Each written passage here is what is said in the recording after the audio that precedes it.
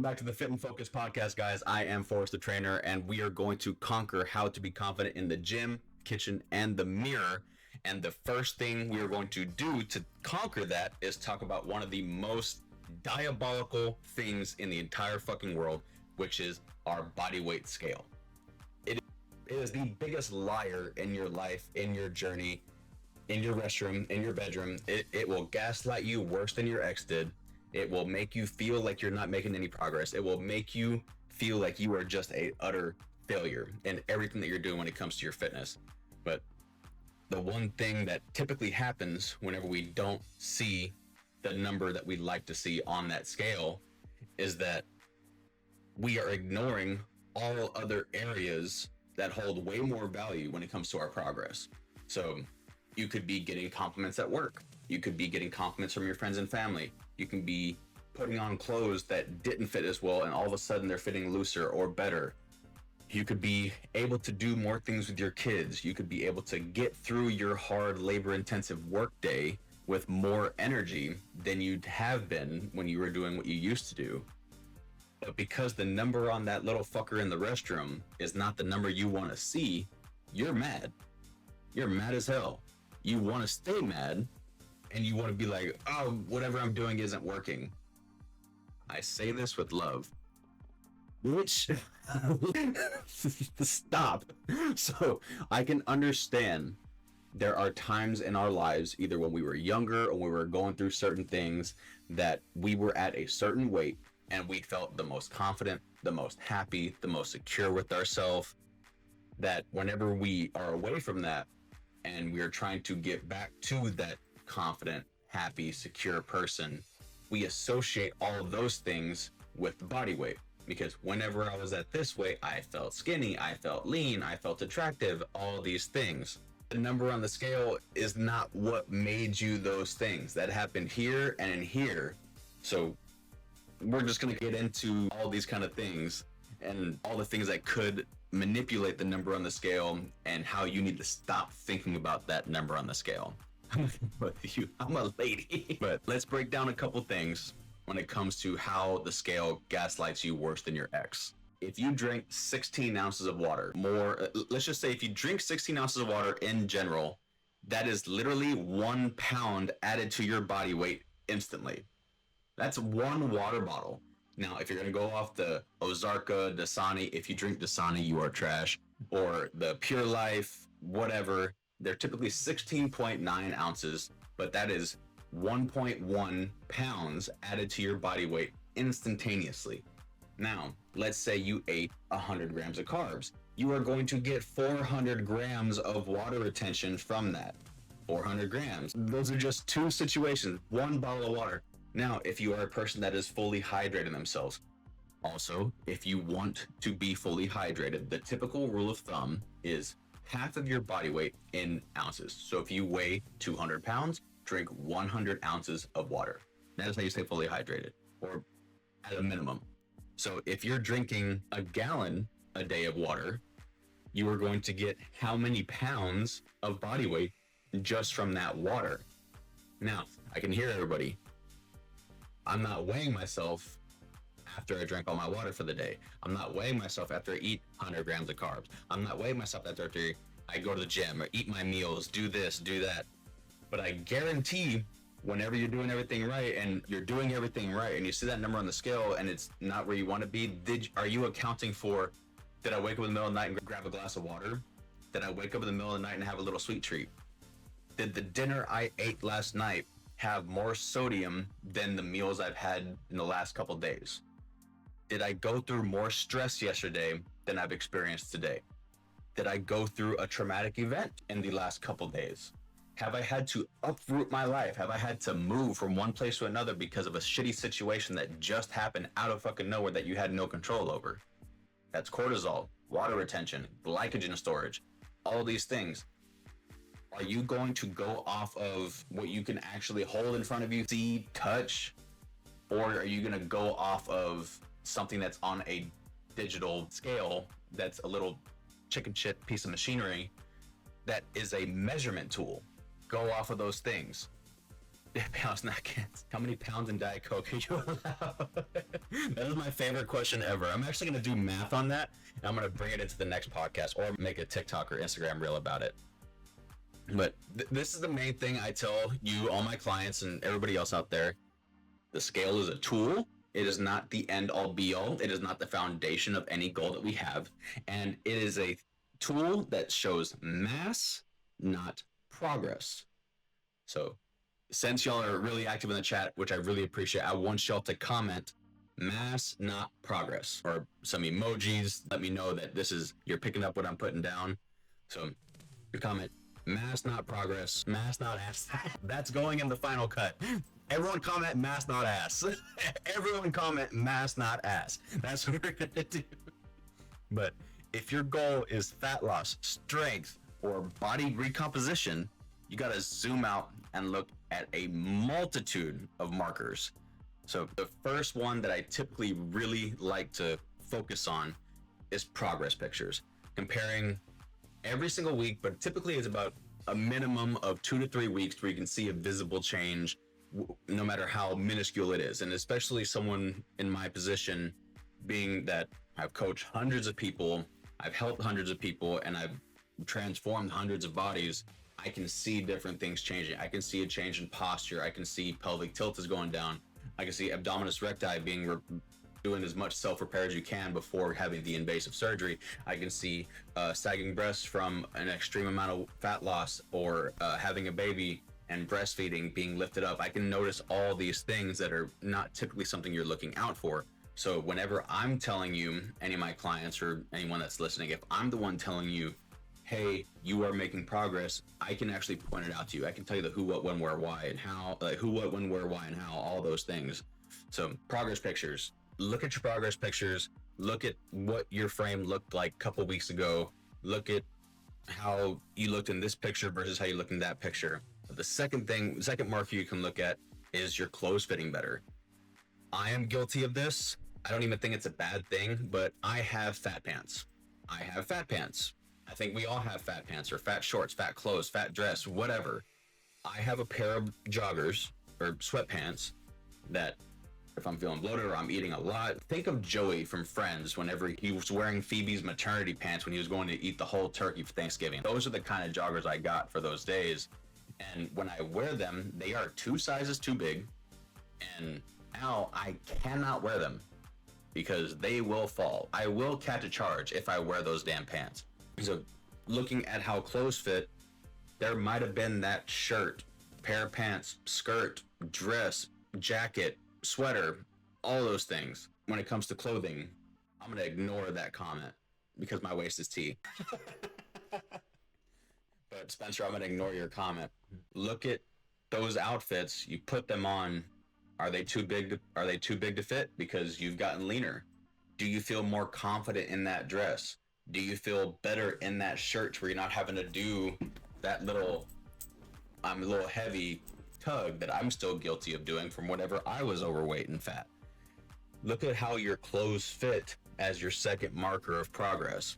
Third one is measurements. This one you're not required to do. It's just one thing if you really want to get down to the nitty gritty. But if you were to wrap around your bicep, wrap around your neck, wrap around your face, wrap around your bust, your rib cage, around your navel, your belly button, around your hips, around your glutes, all those things, hey, that measurement's smaller, but my weight is up. That doesn't make sense. I don't like it.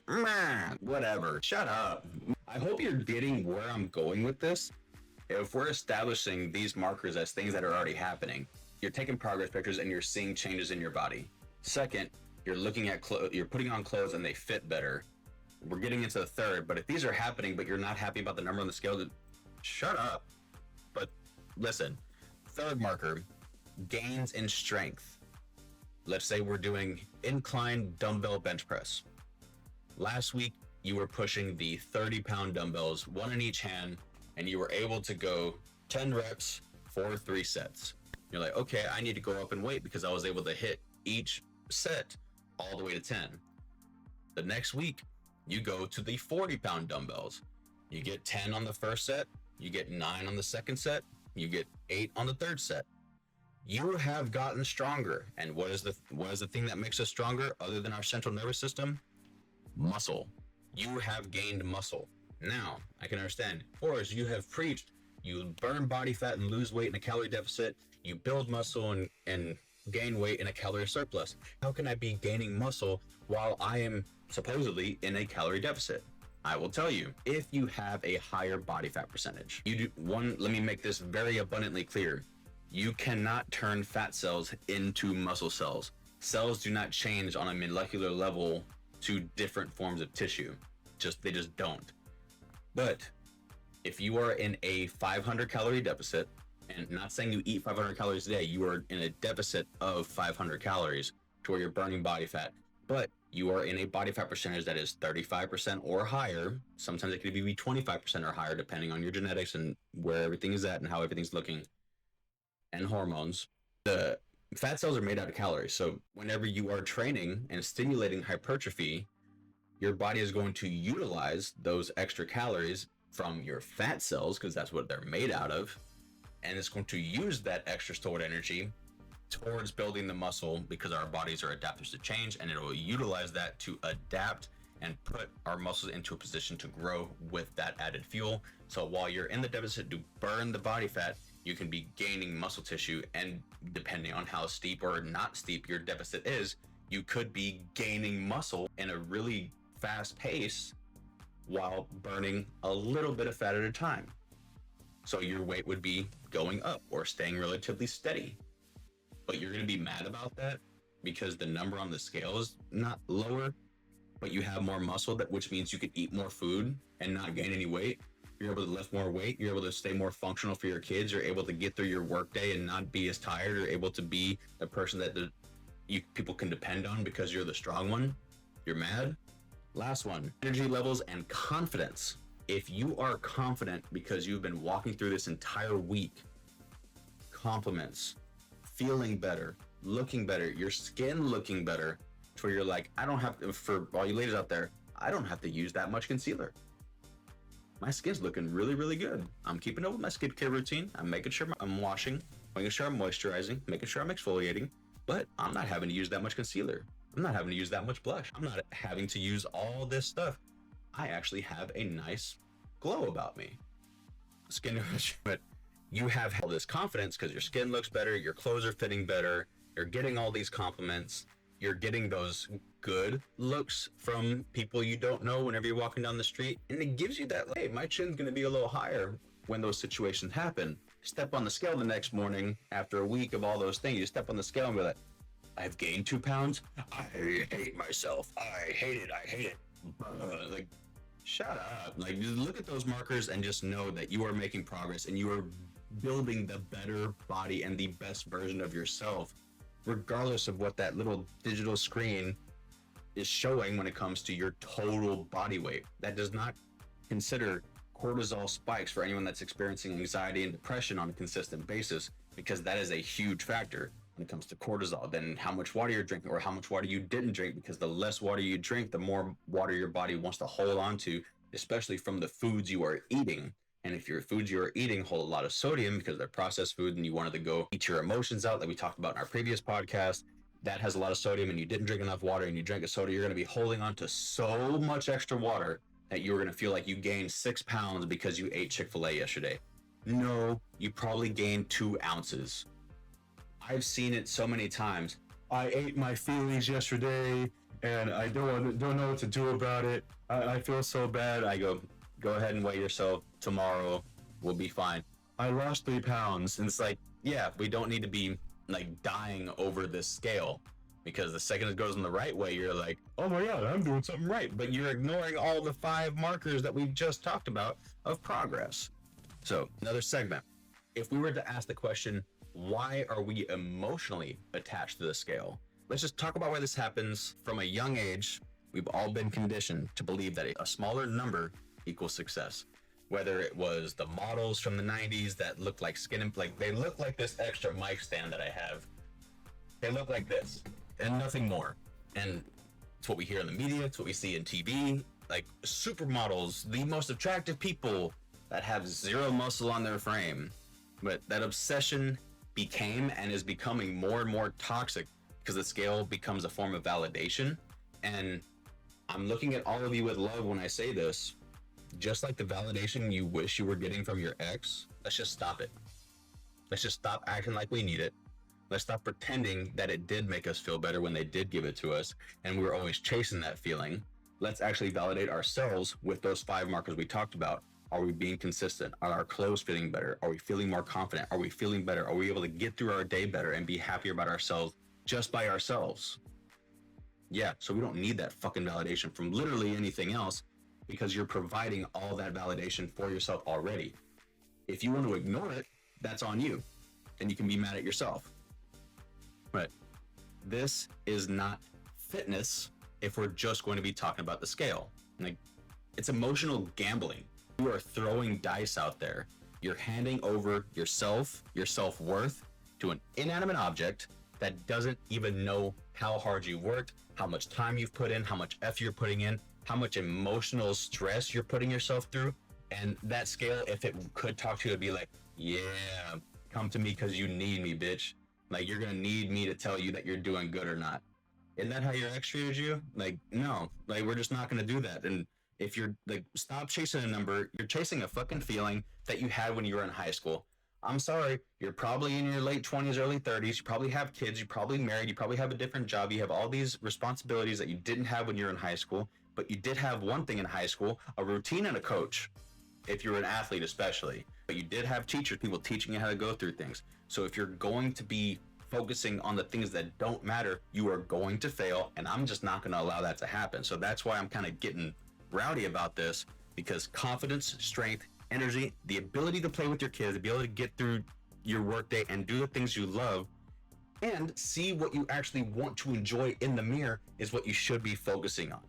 The scale doesn't measure any of that shit. So, am I stronger than I was 2 weeks ago? Do my clothes fit better? Have I been consistent with all my meals and my workouts? If the answer is yes, you're winning.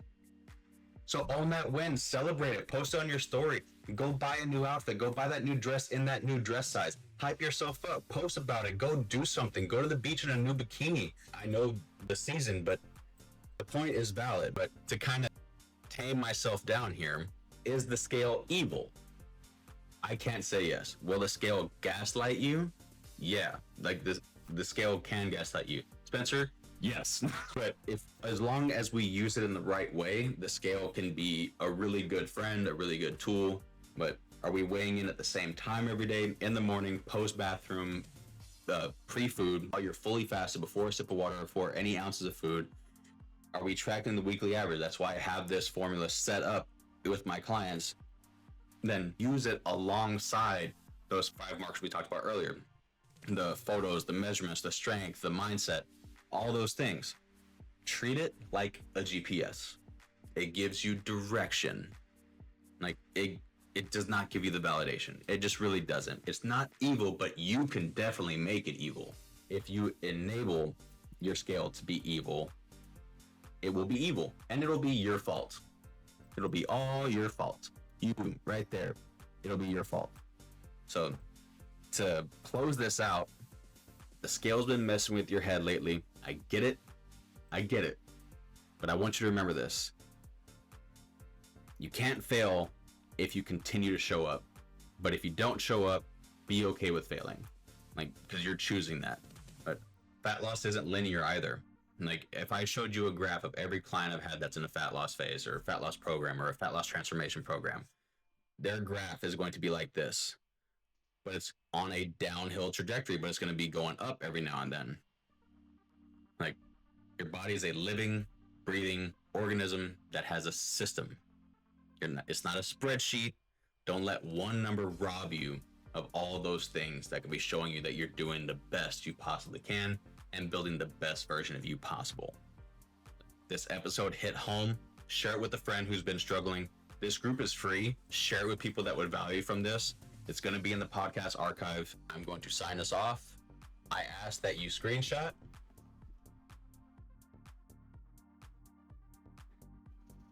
post it onto your story, or send me a picture of that screenshot.